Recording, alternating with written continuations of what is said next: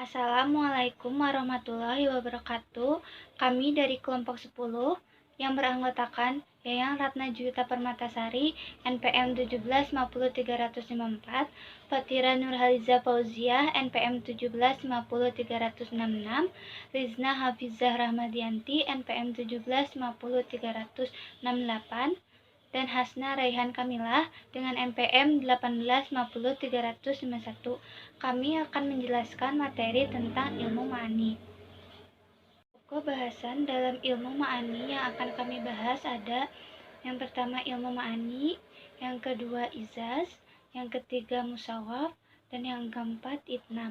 Perkenalkan, ismi Yayang Ratna Juwita Permatasari, NPM 1750354, Ana min Bandung. Di sini saya akan menjelaskan tentang ilmu ma'ani.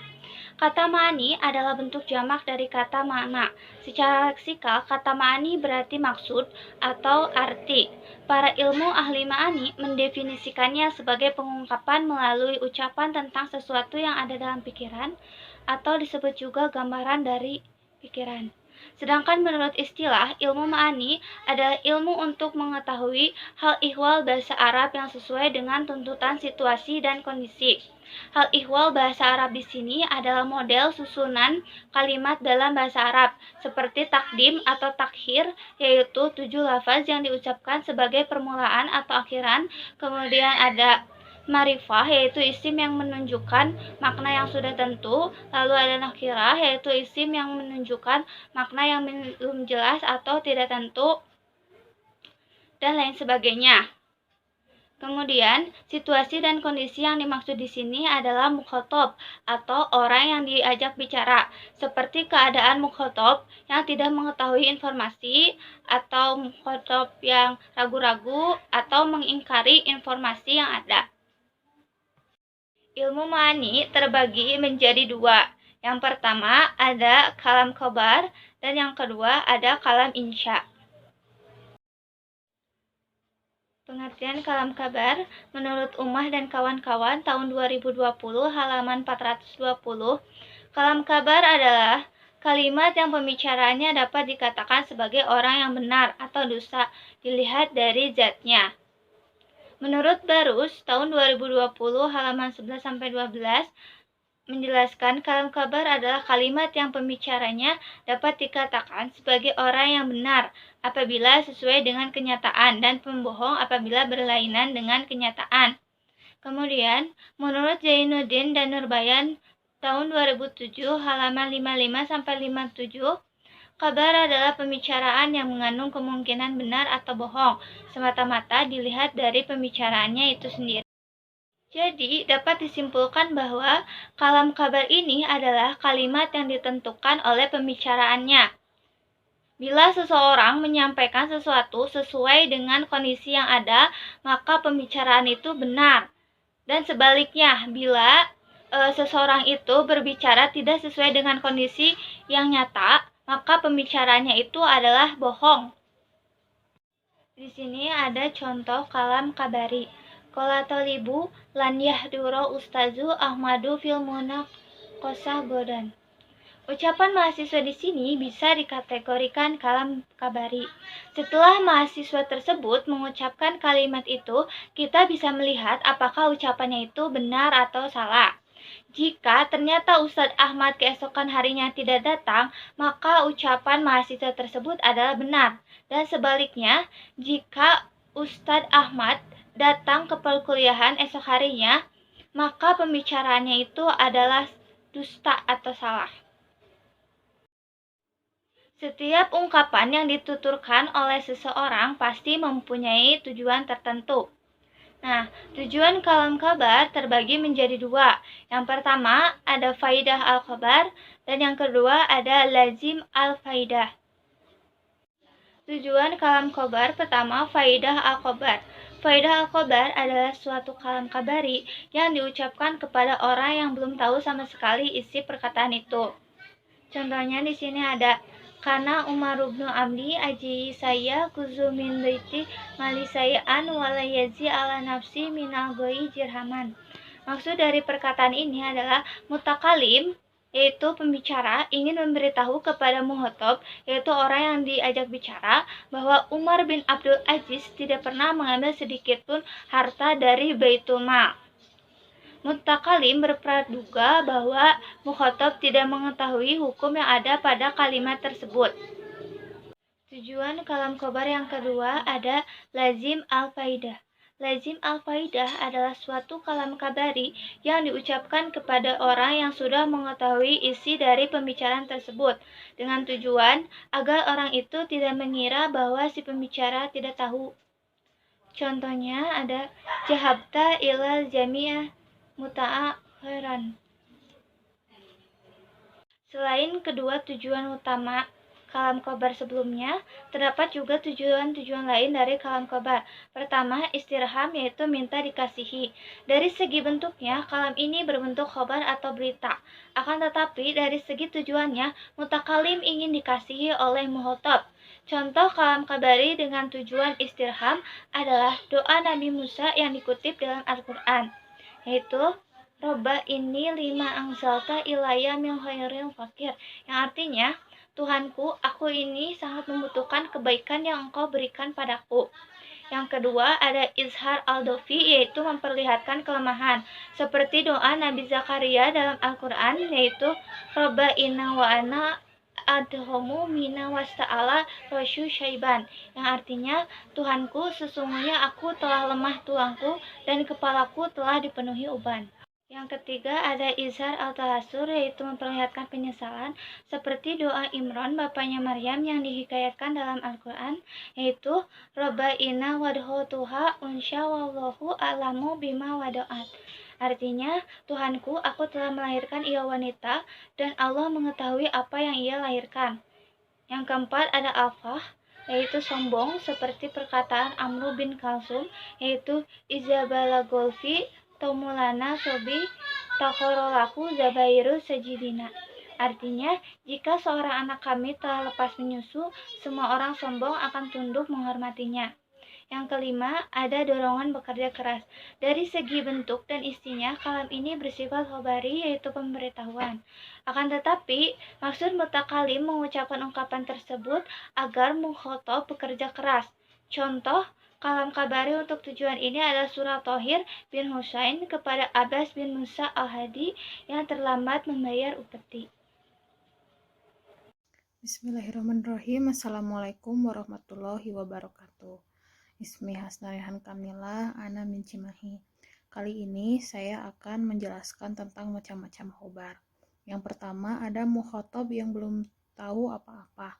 Mukhotob kalizini adalah keadaan mukhotob yang belum tahu sedikit pun tentang informasi yang disampaikan.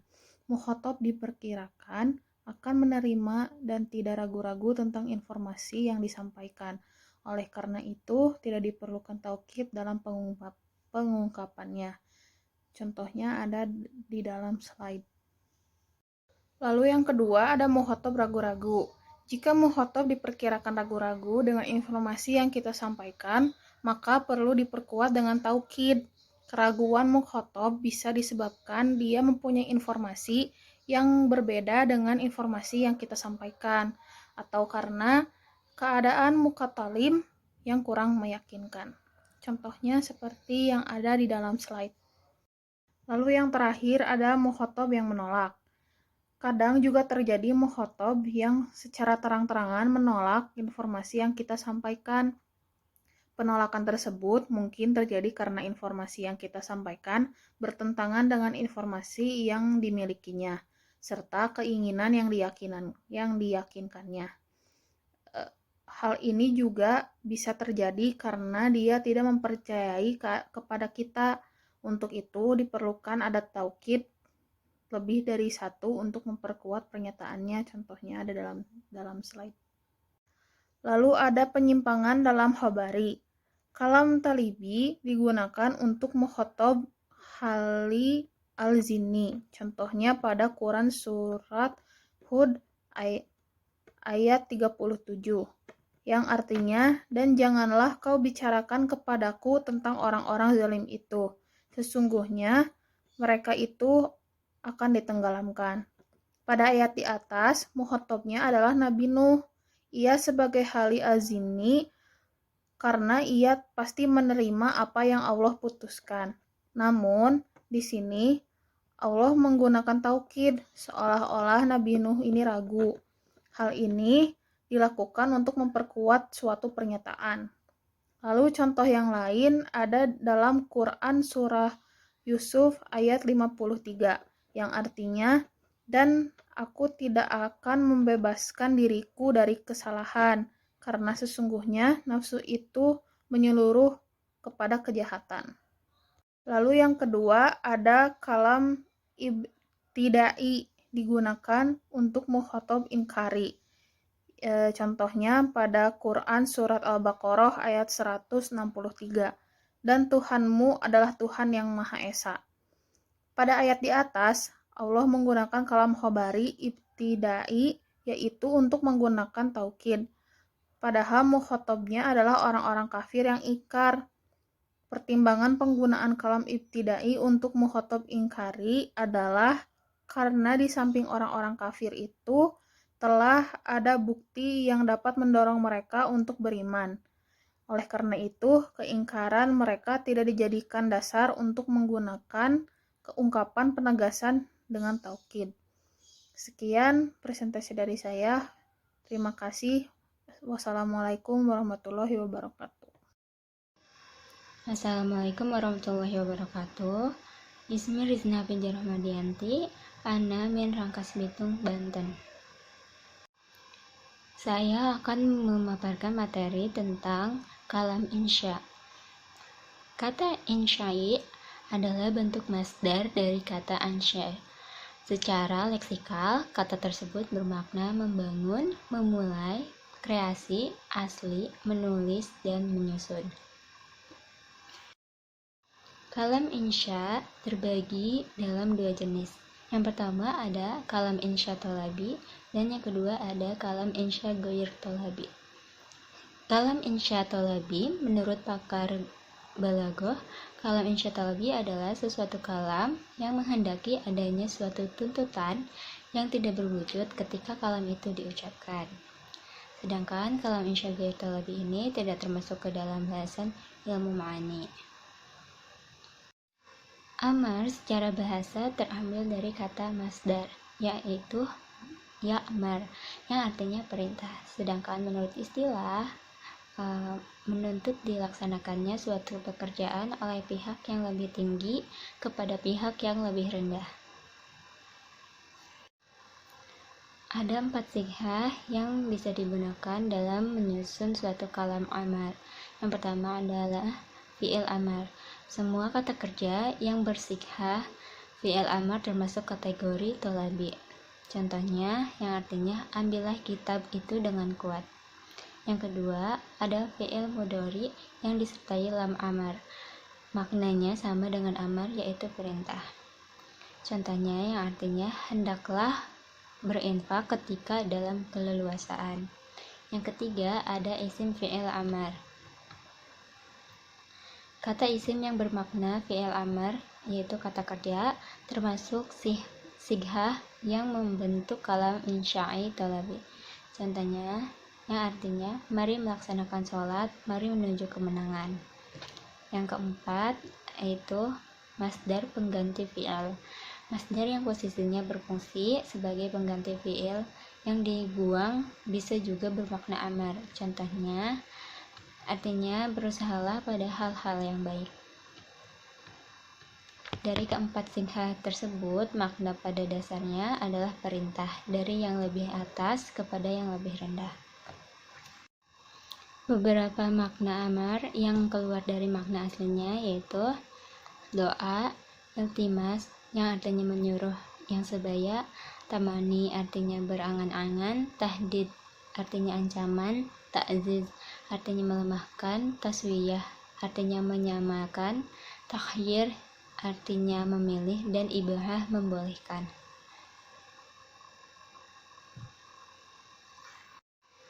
Yang kedua ada nahi. Nahi secara bahasa adalah kebalikan dari amar. Nahi bentuk masdar dari nahai, yanhai, dan nahi. yang artinya mencegah atau melarang. Sedangkan menurut istilah, nahi adalah ungkapan yang meminta agar suatu perbuatan dijauhi yang dikeluarkan oleh orang yang kedudukannya lebih tinggi kepada orang yang kedudukannya lebih rendah.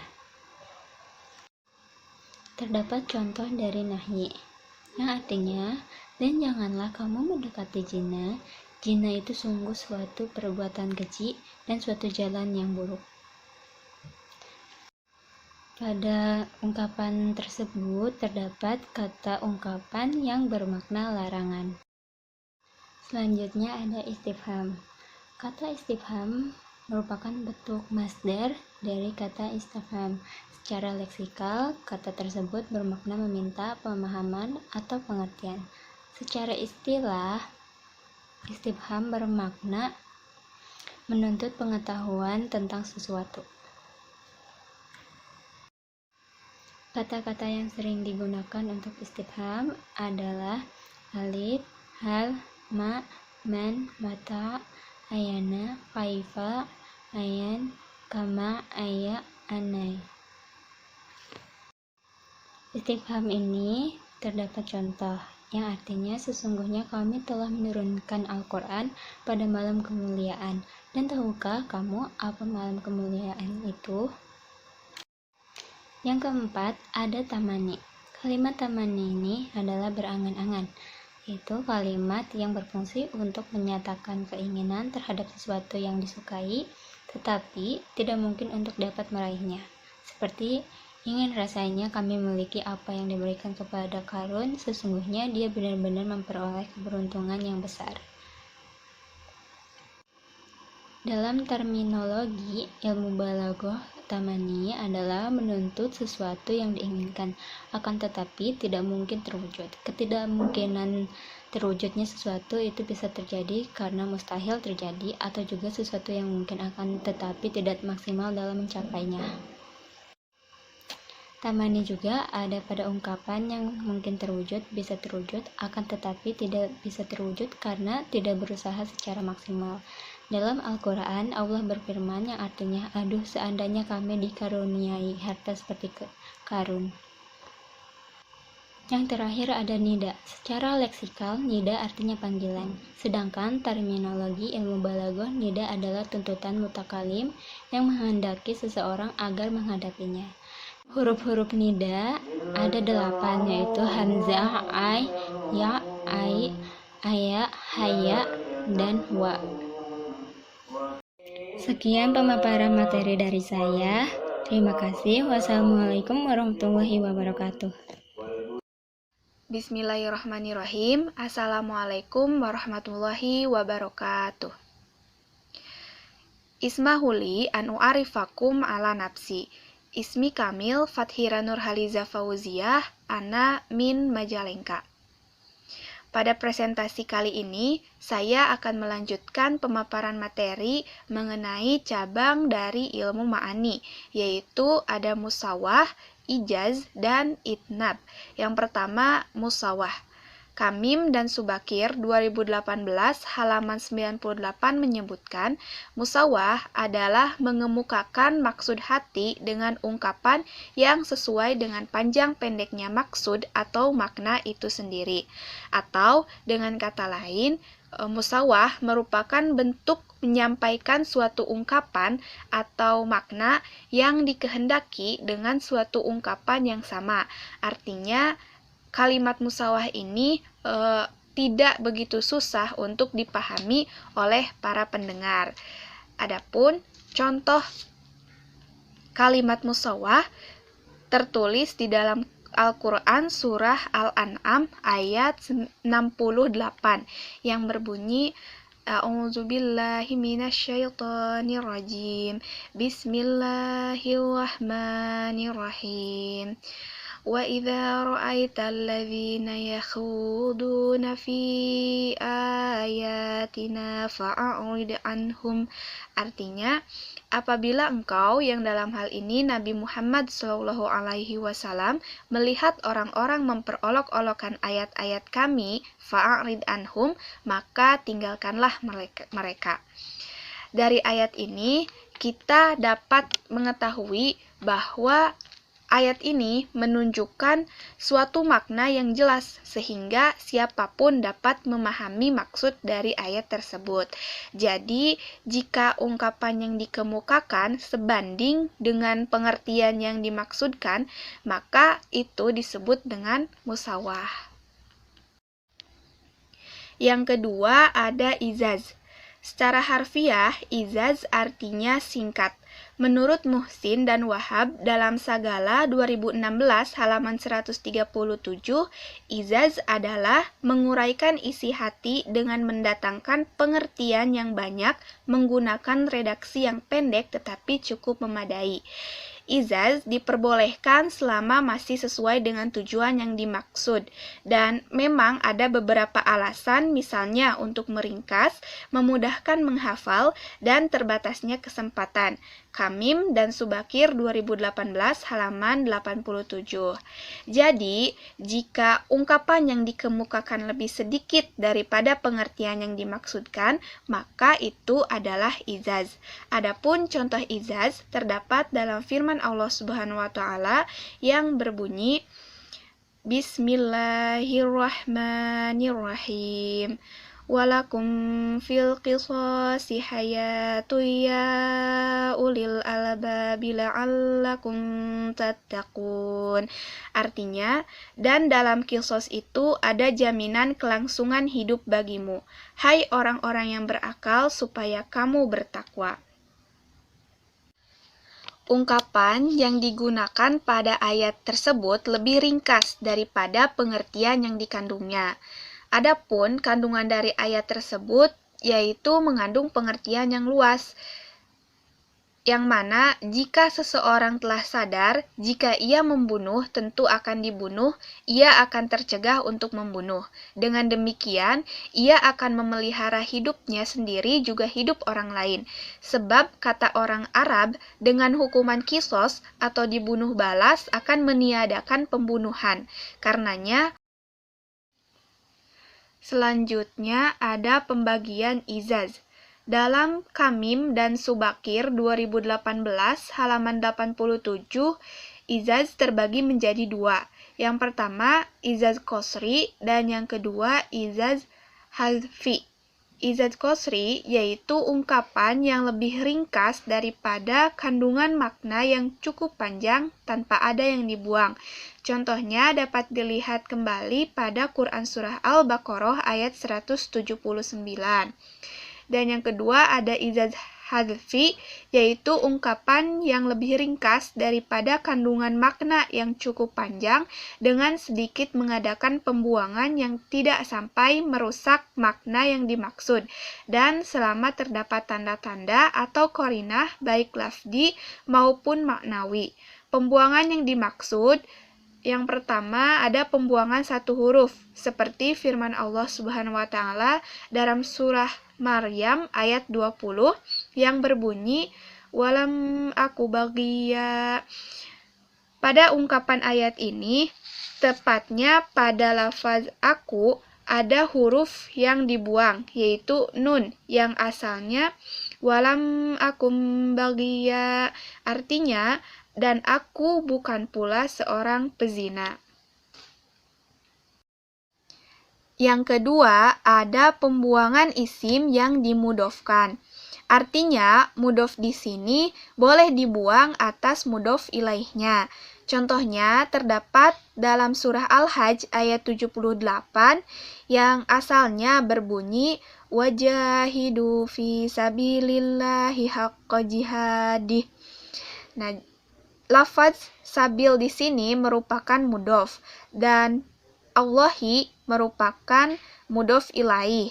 Jika kita merujuk pada kaidah yang tadi, yaitu dapat dibuang mudofnya, yang dalam hal ini berarti lafaz sabil, kalimahnya menjadi wajahidu fillahi haqqa jihadi. Karena apa? Tadi karena mudofnya dibuang atau sabilnya dibuang. Artinya, dan berjihadlah kamu pada jalan Allah dengan jihad yang sebenar-benarnya. Lalu yang ketiga yaitu Pembuangan isim yang menjadi sifat atau yang disifati atau mausuf. Sebagaimana yang telah kita ketahui bahwa dalam tataran bahasa Arab diperbolehkan membuang sifat atau naat. Nah, contohnya terdapat dalam surah At-Taubah ayat 125 yang asalnya berbunyi ridsam mudha'afan ila ridsihim. Yang mana sifatnya? Sifatnya itu terdapat pada lafaz mudha'afan. Nah, yang disifatinya itu atau mausufnya itu ialah ridsan. Sesuai dengan kaidahnya, yaitu sifat yang dibuang berarti mudha'afan yang dibuang, sehingga ayat tersebut menjadi fazadathum ridsan ila ridsihim. Artinya, maka dengan surat itu bertambah kekafiran mereka di samping kekafirannya yang telah ada. Yang keempat, ada pembuangan syarat atau jawab, seperti firman Allah dalam surah Ali Imran ayat 31 yang berbunyi fattabi'uni yuhibbukumullahu. Artinya, ikutilah aku, niscaya Allah mengasihi. Pada ayat ini terdapat kata yang dibuang yaitu in, yang asalnya berbunyi fa in tattabi'uni. Lafaz in tersebut merupakan syarat yang walaupun dibuang tidak sampai merusak makna. Lalu yang kelima ada pembuangan musnad atau musnad ilaih, seperti firman Allah dalam surah Al-Ankabut ayat 61 yang berbunyi wala in sa'altahum man khalaqas samawati wal arda wa sakhkhara syamsa wal qamara layakulunna Allah, yang asalnya atau lengkapnya berbunyi khalaqahunna Allah. Ayat ini memiliki arti dan sesungguhnya jika kamu tanyakan kepada mereka siapakah yang menjadikan langit dan bumi dan menundukkan matahari dan bulan, tentu mereka akan menjawab Allah. Pada ayat tersebut, lafaz yang dibuang adalah khalaqahunallah karena ungkapan khalaqahunna merupakan musnad dan musnad ilaihnya adalah lafaz Allahu. Yang keenam yaitu pembuangan kalimat yang menjadi ta'aluk fi'il atau pembuangan berupa lafaz yang bersandar, seperti firman Allah dalam surah Al-Anbiya ayat 23 yang berbunyi la yus'alu amma yaf'alu wa hum yus'alun. Artinya, dan tidak ditanya tentang apa yang diperbuatnya dan merekalah yang akan ditanyai. Ayat tersebut selengkapnya berbunyi yus'aluna amma yaf'alun. Lafaz yaf'alun di sini merupakan lafaz yang bersandar atau yang berta'aluk fi'il. Jadi, walaupun dibuang, lafaz tersebut atau makna dari lafaz tersebut tidak mengganggu keseluruhan makna dari ayat tersebut.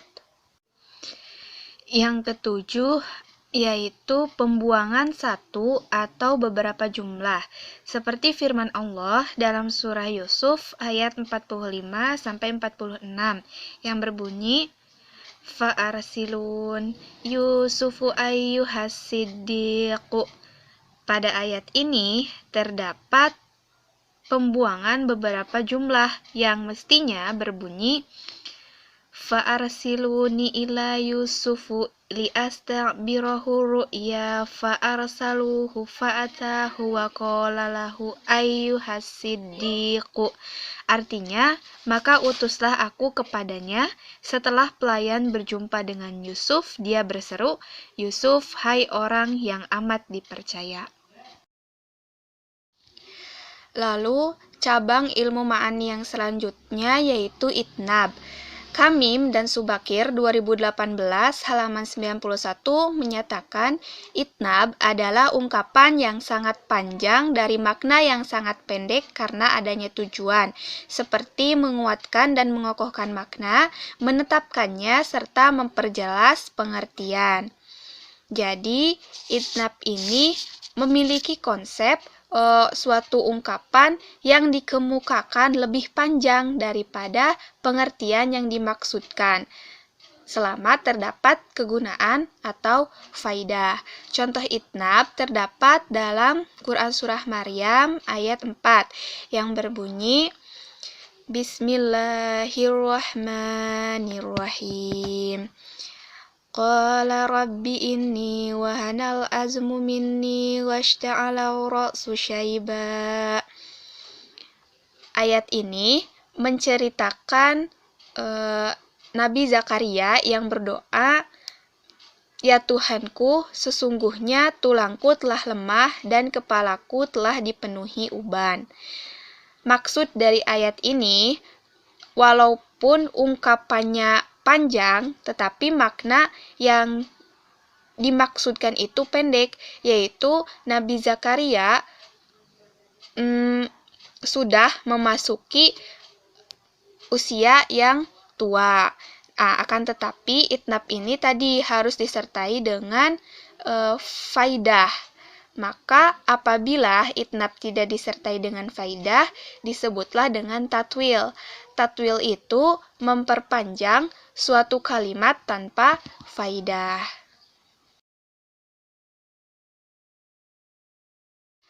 Nah, selanjutnya ada macam-macam itnab yang terdiri dari 5 macam menurut Kamim dan Subakir 2018 halaman 92. Yang pertama, penyebutan lafaz yang khusus setelah lafaz yang umum. Contohnya terdapat dalam firman Allah dalam Quran Surat Al-Baqarah ayat 238 yang berbunyi, Hafizu ala sholawati was sholatil wusta. Artinya, peliharalah segala sholatmu dan peliharalah sholat wusta atau asar.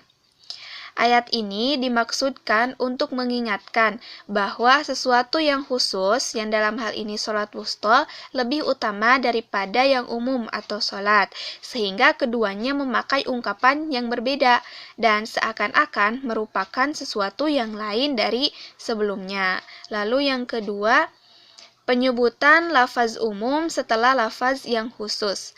Hal ini ditujukan agar dapat mencakup seluruh isinya dan menganggap penting pada lafaz yang khusus karena disebut 2 kali dalam bentuk umum setelah sebelumnya dalam bentuk khusus.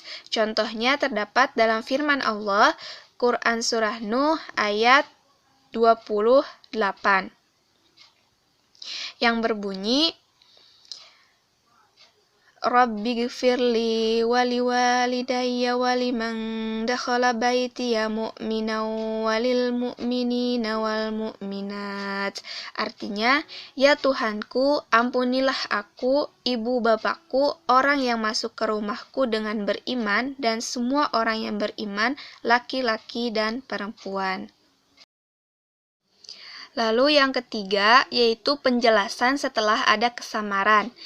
Hal ini bertujuan untuk memantapkan berita pada hati pendengar karena telah disebutkan 2 kali. Pertama dengan bentuk yang samar dan global, kedua dengan bentuk yang jelas dan terinci. Contohnya terdapat dalam firman Allah, Quran Surat As-Saff ayat 10-11. Ya ayyuhalladzina amanu hal adullukum ala tijaratin tunjikum min azabin alim tu'minuna billahi wa rasulihi wa tujahiduna fi sabilillahi bi amwalikum wa anfusikum. Artinya, hai orang-orang yang beriman, sukakah kamu kutunjukkan suatu perniagaan yang dapat menyelamatkan kamu dari azab yang pedih? Lalu dijelaskan di kalimat selanjutnya, yaitu kamu beriman kepada Allah dan Rasul-Nya dan berjihad di jalan Allah dengan harta dan jiwamu. Lalu yang keempat ada pengulangan. Contohnya pada surah At-Takasur ayat 3-4. Kalla saufa ta'lamun, thumma kalla saufa ta'lamun. Artinya, janganlah begitu. Kelak kamu akan mengetahui akibat perbuatan itu, dan janganlah begitu, kelak kamu akan mengetahui. Pada ayat ini terdapat uslub itnab, yaitu pada pengulangan ungkapan tsumma kalla saufa ta'lamun. Hal ini ditujukan untuk menguatkan dan memantapkan sesuatu pada hati pendengar agar timbul rasa takut. Nah, yang terakhir ada i'tirad, yaitu membuat kalimat penyela atau jumlah mu'taridhah antara bagian dari satu kalimat atau antara dua kalimat yang saling berhubungan dalam maknanya. Salah satu tujuan dari i'tirad ini adalah untuk tanzih atau mensucikan, seperti dalam firman Allah Subhanahu wa taala Quran surah An-Nahl ayat 57 yang berbunyi wa yaj'aluna lillahil banati subhanah walahum ma yashtahun. Artinya, dan mereka menetapkan bagi Allah anak-anak perempuan, maha suci Allah. Sedang untuk mereka sendiri atau mereka tetapkan apa yang mereka sukai, yaitu anak-anak laki-laki. Nah, lafaz subhanah adalah kalimat penyela yang dimaksudkan untuk mensucikan Allah dari ketetapan orang kafir. Sekian pemaparan materi dari kami, kurang dan lebihnya mohon dimaafkan. Wassalamualaikum warahmatullahi wabarakatuh.